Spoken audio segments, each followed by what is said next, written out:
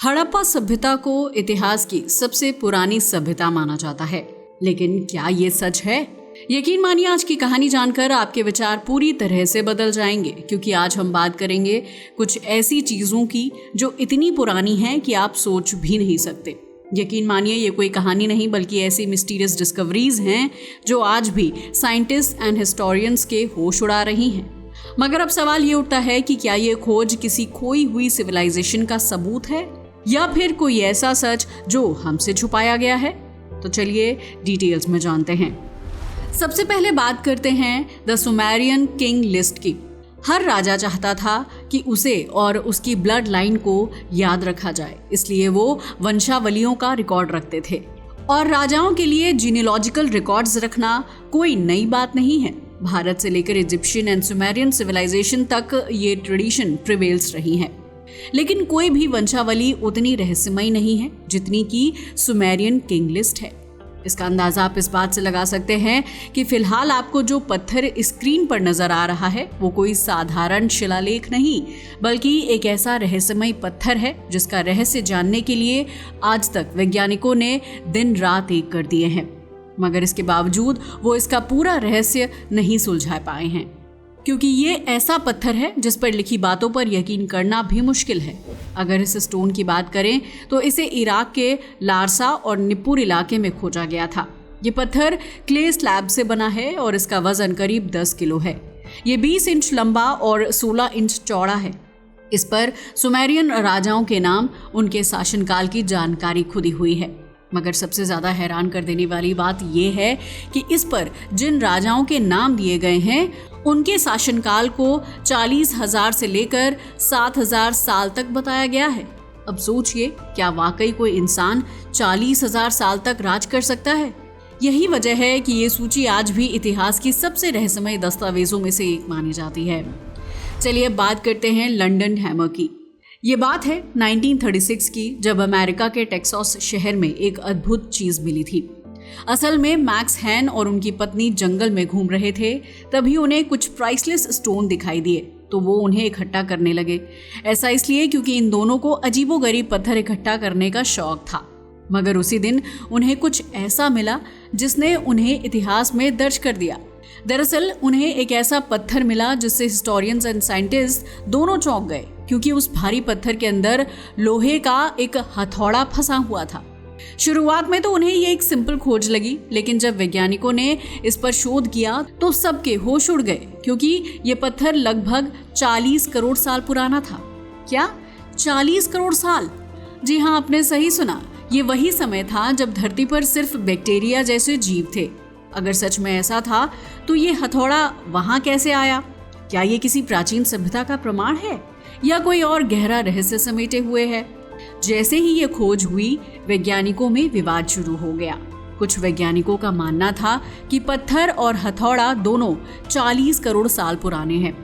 अगर ये सच है तो इसका मतलब हुआ कि हमसे पहले भी कोई उन्नत सभ्यता रही होगी जो हथौड़े का यूज किया करती थी। लेकिन फिर सामने आई एक दूसरी रिसर्च टीम, जिनका कहना था कि केवल पत्थर 40 करोड़ साल पुराना है, हथौड़ा उतना पुराना नहीं है। कार्बन डेटिंग की गई तो पता चला कि हथौड़ा 200 से 250 साल पुराना है। लेकिन सवाल यह है कि अगर हथौड़ा नया था तो ये करोड़ों साल पुराने पत्थर में जाकर फंसा कैसे? क्या ये किसी प्राकृतिक प्रक्रिया का नतीजा था या फिर कोई ऐसा रहस्य जिसे विज्ञान आज तक समझ नहीं पाया है? इसकी जांच कई बार की गई और हर बार नई नई जानकारियां सामने आईं। इसका कारण ये था कि इसका हैंडल लकड़ी का था जो धीरे धीरे कोयले में बदल रहा था।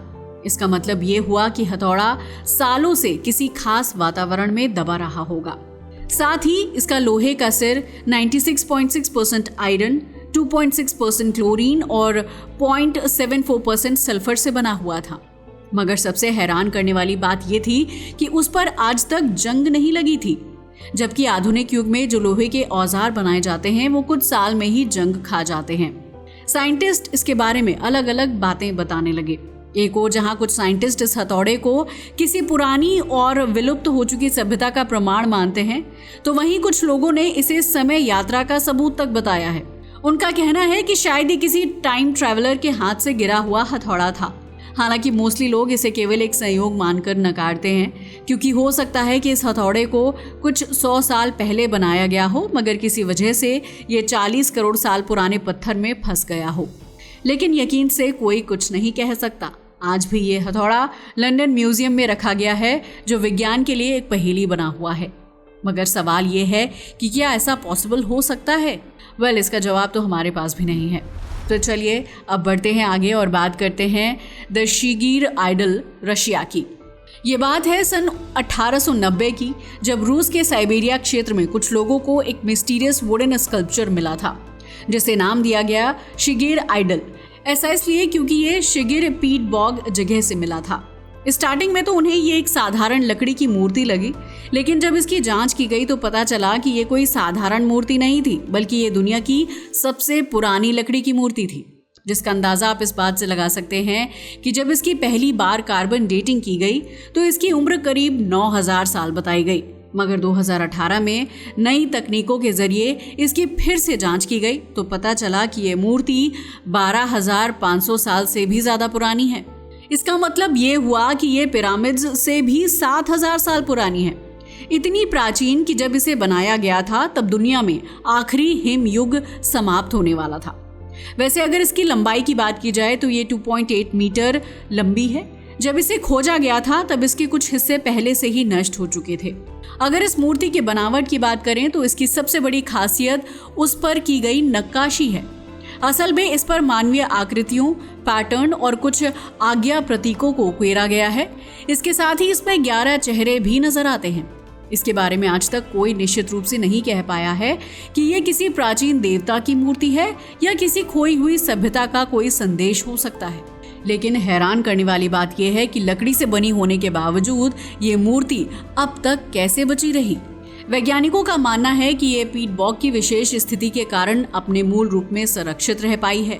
आज भी ये मूर्ति रूस के एक संग्रहालय में रखी हुई है और वैज्ञानिक अब भी इसे समझने की कोशिश कर रहे हैं, मगर ये मूर्ति अब भी एक अनसुलझा रहस्य बनी हुई है। चलिए अब बात करते हैं बस्ट ऑफ नेफरटीटी की। ये साल था 1912 का, जब जर्मन पुरातत्वविद लुडविग बोर्स और उनकी टीम मिस्र में खुदाई कर रहे थे। जी हाँ, वही मिस्र जिसे जाना ही जाता है अपने हिस्टोरिकल एविडेंस के लिए। ये टीम अमरना शहर की एक एंशिएंट वर्कशॉप में खुदाई कर रही थी, क्योंकि वहाँ 3000 साल पुरानी सभ्यता के अवशेष मिले थे। लेकिन मिट्टी और धूल के बीच से एक अद्भुत चीज बाहर निकली, जिसे देखकर हर कोई हैरान था। दरअसल ये एक ब्यूटीफुल एंड यूनिक स्टैच्यू थी, और ये कोई सिंपल फिगरिन नहीं, बल्कि मिस्र की महान रानी का बस्ट यानी half face and shoulder length statue था। लेकिन सबसे हैरानी की बात यह थी कि ये मूर्ति इतने साल तक जमीन में दफन रही, मगर इसके बावजूद इसकी स्थिति लगभग परफेक्ट थी, ठीक वैसे जैसे किसी ने इसे अभी अभी तराश कर भूमि में दबाया हो।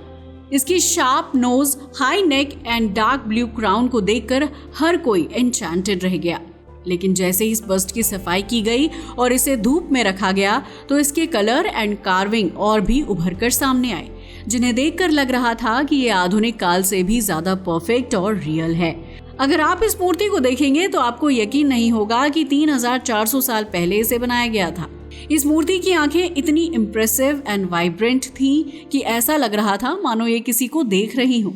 लेकिन फिर सामने आया इसका सबसे बड़ा रहस्य। इस मूर्ति की एक आंख गायब थी। वैज्ञानिकों ने जब इसका अध्ययन किया तो पता चला कि ये 1345 ईसा पूर्व में बनाई गई थी, यानी आज से करीब 3400 साल पहले। इसे ग्रेट स्कल्प्टर थटमोस की वर्कशॉप में तैयार किया गया था। माना जाता है कि ये फिरौन अखेनातेन की पत्नी रानी नेफरटीटी की मूर्ति थी, जो मिस्र की सबसे शक्तिशाली रानियों में से एक थी। मगर उनका जीवन एक रहस्य है, क्योंकि इतिहास में उनके अंतिम वर्षों के बारे में बहुत कम जानकारी है। लेकिन सबसे रहस्यमय बात इस मूर्ति की गायब आंख है। क्या ये आंख अधूरी रह गई थी, या जानबूझकर नहीं बनाई गई थी, या कहीं ऐसा तो नहीं कि रानी की एक आंख थी ही नहीं? कुछ विशेषज्ञों का मानना है कि नेफरटीटी की आंख में कोई बीमारी थी। वहीं कुछ लोगों का कहना है कि ये एक अधूरी कलाकृति हो सकती है, जो मिस्र की किसी प्राचीन परंपरा से जुड़ी हो। आज भी नेफरटीटी की ये मूर्ति जर्मनी के बर्लिन में संग्रहालय में रखी हुई है। मगर मिस्र लगातार जर्मनी पर इसे वापस करने का दबाव बना रहा है।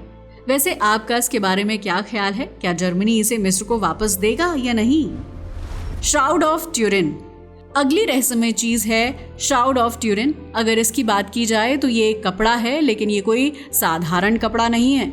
ये दुनिया का सबसे रहस्यमयी और चौंकाने वाला अवशेष माना जाता है, क्योंकि ऐसा माना जाता है कि ये वही कपड़ा है जिसमें ईसा मसीह को सूली पर चढ़ाने के बाद लपेटा गया था। आज भी इस कपड़े पर एक व्यक्ति की छवि है, जिससे पता चलता है कि उसे सूली पर चढ़ाने की भयानक यातना दी गई थी। इस पर वक्त के धब्बे, चेहरा और दाढ़ी तक बने हुए हैं, जो इसे और भी रहस्यमय बना देते हैं। जब से इसकी खोज हुई है तब से माना जाता रहा है कि ये कपड़ा लगभग 700 साल पुराना है, क्योंकि 1988 में जब कार्बन डेटिंग टेस्ट किया गया था तब ये 13वीं या 14वीं सदी का बताया गया था। लेकिन हाल ही में कुछ ऐसा हुआ है जिसने इसकी उम्र को और बढ़ा दिया है। दरअसल इटली के वैज्ञानिकों ने एक नई तकनीक का यूज करके जब इसकी दोबारा जांच की तो पता चला कि ये कपड़ा 700 या 800 साल नहीं बल्कि 2000 साल पुराना है। इसका मतलब इसके साथ जो धार्मिक मान्यता जुड़ी हुई है वो सच हो सकती है कि इस कपड़े का इस्तेमाल ईसा मसीह के शव को लपेटने के लिए किया गया था। मगर सवाल उठता है, क्या ये सच में उसी पवित्र व्यक्ति के शरीर पर लपेटा गया था या फिर ये किसी और का रिमेन्स है? जब वैज्ञानिकों ने गहराई से कपड़े का विश्लेषण किया तो पता चला कि इस पर एक इंसान की छवि उभरती है। यही नहीं, इस पर जो खून के धब्बे पाए गए हैं वो पुरुष और शारीरिक यातना के दौरान शरीर से निकलने वाले खून से मेल खाते हैं। जब इसे एडवांस तकनीकों से जांचा गया तो ये साबित हो गया कि ये कपड़ा वास्तव में 2000 साल पुराना है, जिससे ये संभावना और बढ़ जाती है कि ये ईसा मसीह का अंतिम वस्त्र हो सकता है। हालांकि आज भी वैज्ञानिक और इतिहासकार इस विषय में एकमत नहीं है और बहस जारी है, मगर इतना तो तय है कि ये कपड़ा आज भी दुनिया का सबसे रहस्यमय अवशेष माना जाता है। आज ये इटली के ट्यूरिन शहर के कैथेड्रल में रखा गया है और आपको जानकर हैरानी होगी कि दुनिया भर से लाखों लोग इसे देखने आते हैं। मगर सबसे बड़ा सवाल यही है, क्या ये सच में ईसा मसीह का अंतिम वस्त्र है या फिर ये सिर्फ एक ऐतिहासिक रहस्य है जिसे शायद हम कभी पूरी तरह सुलझा नहीं पाएंगे। तो दोस्तों, ये थी कहानी दुनिया की कुछ सबसे रहस्यमयी चीज़ों की। वैसे आपको कौन सा रहस्य सबसे ज़्यादा हैरान कर देने वाला और ख़तरनाक लगा? अपनी राय हमें कमेंट करके बताना ना भूलिएगा। आज के लिए बस इतना ही। वीडियो अच्छा लगा हो तो इसे लाइक और शेयर करें और हमारे चैनल को भी सब्सक्राइब करें। जय हिंद दोस्तों।